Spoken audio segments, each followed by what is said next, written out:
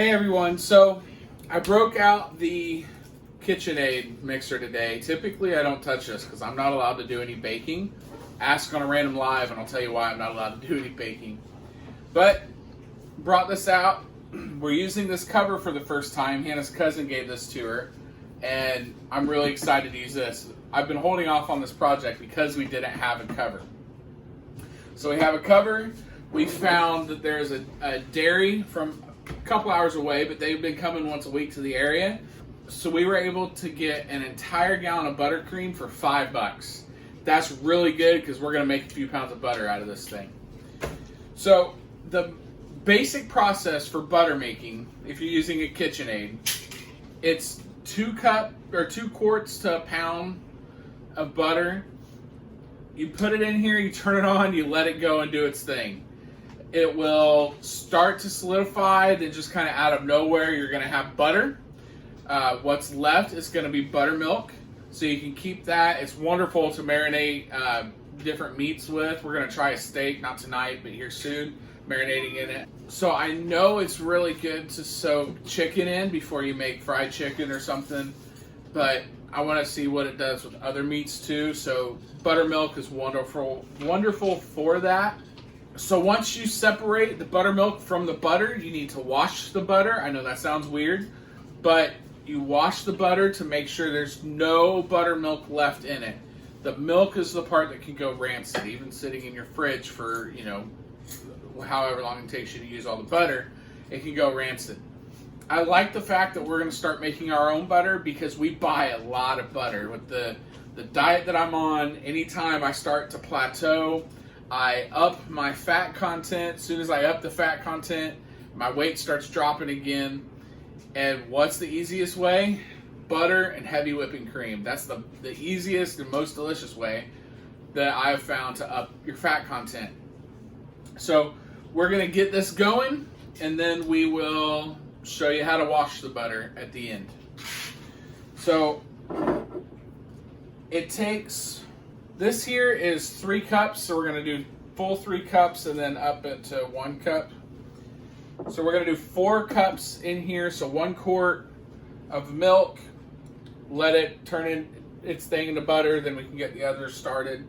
But this dairy is Dakin Dairy out of Mayaca City, Florida. I believe that's north of Tampa.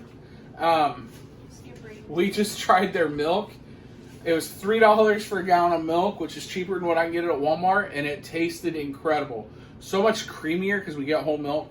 So much creamier than Walmart. Just a better flavor. I've been trying to back off of drinking milk a little bit because there is some sugar in milk. I don't know if I'm going to be able to with this now, so we'll just wait and see what happens. Let me go ahead and fill this up. Oh my gosh. Now, our whisk attachment, it's missing one of one of these things because one side came out and we couldn't get it back in. I didn't feel safe using JB Weld, so I just ripped the whole thing out. It shouldn't affect it a whole lot because I saw people using this, which I was going to use before I decided to rip that piece out. So let me go ahead and get this started and just let that go until it turns into buttermilk and butter.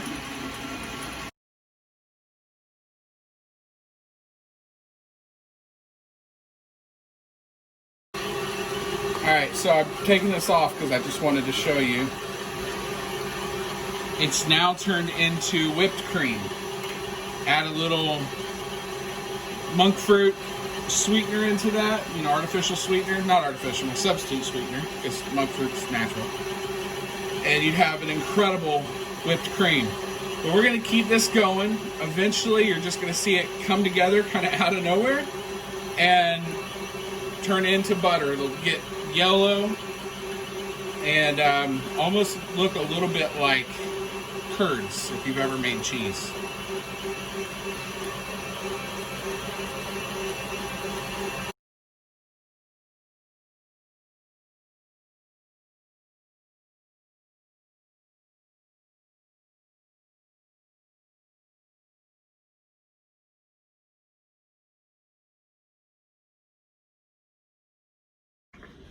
All right, so you can see where it's chunking up. It's kind of looking like curds. At this point, it's broken into some buttermilk in the bottom. We're gonna let it go just a little bit longer, but it does start splashing. So we'll put this back on, get it cranking again. That's why I turned it down.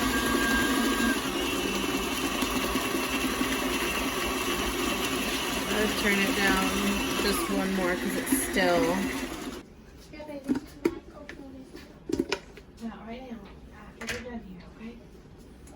And then you'll come out and help me do this. Because I was going to make it evil, but so I can make it big as a house. So there's our butter. Now this is unsalted butter, obviously. That's how we're gonna keep it. We'll salt it when we cook. Go ahead and just scrape it all off into here. All right. And so this here is all the buttermilk. And so we'll put it through here to strain it.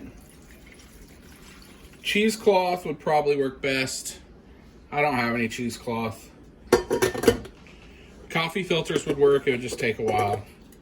I don't have those either. Oh, are we out? You used them all. All right, so we have our butter here. Get this out of the way.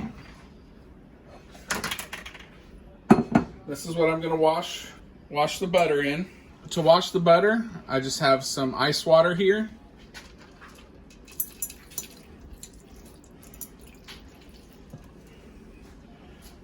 Pour some in, and then everything I saw, they did this. I don't know why they didn't use their hands. Tom did gloves. Oh yeah, do we have any gloves? No, no one used them. Oh, that's right. So, that's more water. We're gonna need more water. Yeah, Bobby.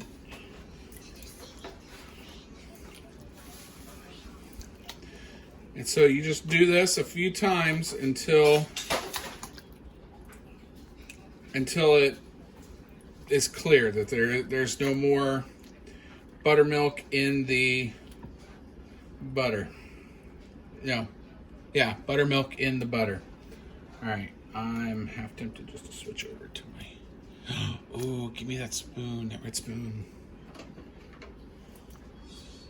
Yeah, because that spatula is... Spatula's weak. Thank you, Tasty. Saving it once again. We're getting gloves next time. You can find them.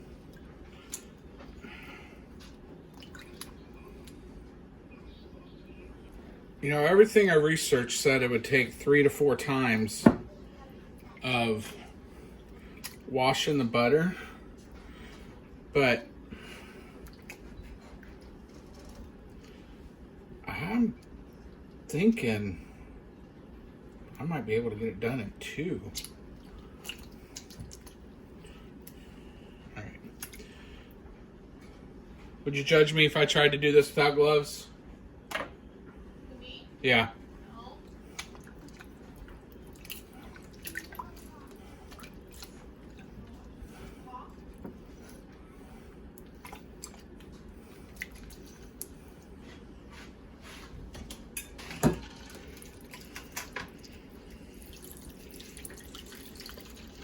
So I'm gonna wash this 3 times in here just for good measure, but I'm pretty sure I got it all with the second wash. All right. Make sure there's no pockets of water. I don't think there is.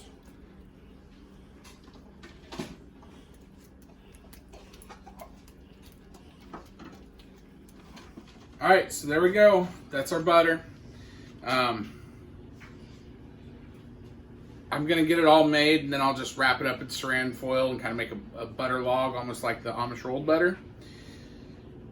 Pretty excited. This is our first time making butter this way. I've always done the shake method. which sucks. So,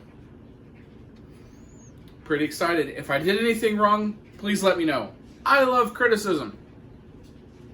If there's something else you do differently, please let me know. If you don't have a stand-up mixer, you can do this with a whisk. It's just going to take a long time. Or if you have an immersion blender with a whisk, it'll take a little bit, but you can still do it. I highly recommend you guys go make your own butter. That way you know what's in it. You know there's no preservatives, nothing like that. You know they're not sneaking some oil in it and calling it real butter, if you're trying, especially if you're trying to stay keto or carnivore. So you're not getting the vegetable oils. So we're going to move on. I'll make the rest of this. Y'all have a wonderful day. Be self-sufficient. Help everyone you can. Inconvenience no one. Bye.